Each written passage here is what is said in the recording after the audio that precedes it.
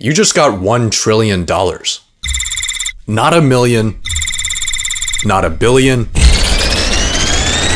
a trillion. आपको ये But पूरा there's a पैसा catch. अगले 24 घंटों में खर्च करना होगा, नहीं तो सब कुछ खो देंगे। ये आसान होना चाहिए। सबसे पहले आपको एक नई कार चाहिए। अपने लोकल एग्जॉटिक डीलरशिप पे जाएं और अपने लिए एक लैम्बो, एक फेरारी और एक मैक्लारेन खरीद लें। पता है क्या, पूरा डीलरशिप ही खरीद लो। अब आपके पास $12 मिलियन का वो ड्रीम गैरेज है। लेकिन एक छोटी सी दिक्कत है, 24 घंटों में $1 ट्रिलियन खर्च करने के लिए आपको हर एक सेकंड में पूरा डीलरशिप खरीदना पड़ेगा। आपको इससे बड़ा सोचना होगा। चलो 100 लोगों को हायर करते हैं जो दुनिया की सबसे महंगी यॉट्स ढूंढकर हमारे लिए खरीद लाएं और हर एक को $1 मिलियन बोनस भी दे देते हैं। ये लगभग $40 बिलियन का चेक बनेगा। लेकिन चलो अब तक का सबसे बड़ा क्रूज शिप भी खरीद लेते हैं 2 बिलियन में, और उसे फुल कैपेसिटी तक भरते हैं, सबकी टिकट्स का पैसा देते हुए और ऊपर से हर एक यात्री को एक रोलेक्स भी थमाते हुए। अब इस शिप के बास्केटबॉल कोर्ट का इस्तेमाल करते हैं, हर एक NBA टीम को खरीद लेते हैं और उन्हें अपने एंटरटेनमेंट के लिए आपस में लड़वाते हैं। फिर Snoop Dogg, Katy Perry, Justin Bieber और बियॉन्से को परफॉर्म करने के लिए बुलाते हैं और फिर इन सबको स्पेसएक्स की रॉकेट में बिठाकर इंटरनेशनल स्पेस स्टेशन भेज देते हैं, जिसकी कीमत प्रति पैसेंजर 55 मिलियन है। अब जब आप इतने अमीर लोगों के बीच घूम रहे हैं तो आपको एक स्टेटस सिंबल भी चाहिए। आप $500 बिलियन देकर दुनिया का सबसे महंगा आर्ट पीस खरीद सकते हैं, लेकिन जब आप चाहें तो पूरे मेट्रोपॉलिटन म्यूजियम ऑफ आर्ट को $100 बिलियन देकर क्यों ना खरीद लें। और तभी ट्रांजैक्शन फेल्ड। क्या सच में पैसे खत्म हो गए? नहीं, अभी भी 800 बिलियन बचे हैं। मेट्रोपॉलिटन म्यूजियम एक एजुकेशनल इंस्टीट्यूशन है जिसकी संपत्ति पब्लिक के फायदों के लिए होती है, किसी के निजी मालिकाना हक में नहीं। ठीक है, मेट को भूल जाओ। पूरा न्यूयॉर्क सिटी लगभग $1.3 ट्रिलियन का है और इसमें अभी 33,210 घर खाली पड़े हैं। तो चलो 33,000 लोगों को हायर करते हैं जो हमारे लिए सब यूनिट्स खरीद लें और हर एक को 100 के कमीशन भी दे दें।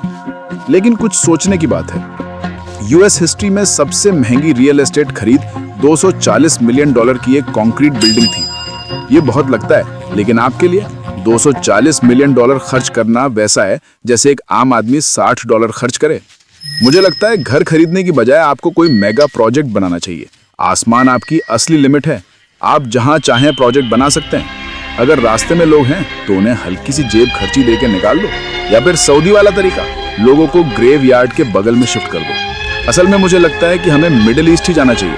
तो चलो साल के हर दिन के लिए गल्फ स्ट्रीम G650 खरीदते हैं और दुनिया भर में उड़ते हैं।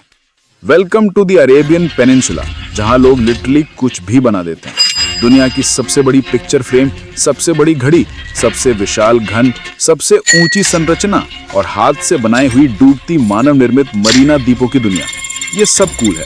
लेकिन चलो इससे भी बड़ा आर्टिफिशियल आइलैंड 20 बिलियन में बना लेते हैं, और हाँ, मजदूरी के लिए $10 का बजट भी रख लेते हैं। फिर अब तक के सारे मेगा प्रोजेक्ट्स को खरीद लेते हैं। कुल दान $101 बिलियन, $292 मिलियन और $10 हमारे मिडिल ईस्ट भाइयों के लिए। और जब यहाँ आए हैं तो बुर्ज खलीफा, दुनिया की सबसे ऊंची बिल्डिंग को देखो। अगर आप $1 के नोट ऊपर तक स्टैक करो तो टावर की कीमत सिर्फ $7.58 मिलियन होगी, लेकिन आपको इससे 87,000 गुना ज्यादा खर्च करना है। एक ऐसा स्टैक जो ISS से भी ऊपर जाएगा। अगर आपको सच में ये पैसा खर्च करना है तो रियल एस्टेट में नहीं, 51वें स्टेट में सोचना होगा। समझ रहे मैं कहां जा रहा हूं? एक कंट्री खरीदो। 2010 में लिक्टनस्टाइन खुद को एयरबीएनबी पर $70,000 प्रति रात पर डाल चुका है। ये आपके लिए कुछ नहीं। आपको ऐसे देशों को नहीं देखना जो खुद को सस्ते में बेच दें। आपको अल्टीमेट प्राइस चाहिए, कुछ कूल, कुछ स्ट्रेटेजिक। चलो ग्रीनलैंड खरीदते हैं। इसके मिनरल रिजर्व्स के मार्केट प्राइस के हिसाब से इसकी कीमत करीब $200 बिलियन है। हम खरीद सकते हैं, लेकिन एक प्रॉब्लम है। ट्रंप के पहले टर्म में जब उन्होंने ग्रीनलैंड खरीदने का प्रस्ताव रखा था तो देश ने उसे रिडिकुलस कहकर ना कर दिया था और साफ कह दिया था ग्रीनलैंड बिक्री पर नहीं है।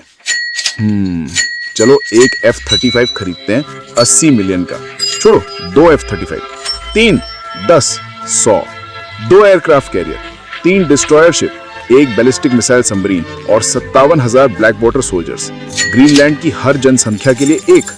अब हमारे पास 50 बिलियन की एक फील्ड मेड मिलिट्री है और लगता है कि अब ग्रीनलैंड बेचने के लिए तैयार है। लेकिन अब तक आपके इस ट्रिलियनर मिशन ने दुनिया का ध्यान खींच लिया है। टिकटॉक पर शायद अभी ना पहुंचाओ, लेकिन सरकारों के बंद कमरों में चर्चा शुरू हो चुकी है। अच्छी बात यह है कि राजनेता ज्यादा कुछ नहीं कह सकते जब आप उन्हें खरीद लेते हैं। चलो एक पॉलिटिशियन खरीदते हैं। यहाँ ट्रंप है 1.5 बिलियन के, कमला लगभग 2 बिलियन, लेकिन उनके साथ एक जो बाइडेन फ्री मिलता है। चलो दोनों खरीद लेते हैं और फिर सेनेट और हाउस के हर एक मेंबर को भी कुल 7.2 बिलियन में पूरी अमेरिकन पॉलिटिक्स हमारी। डील अच्छी है, लेकिन एक पैंच है। पैसा राजनीति को प्रभावित करता है, लेकिन हमेशा जीतता नहीं।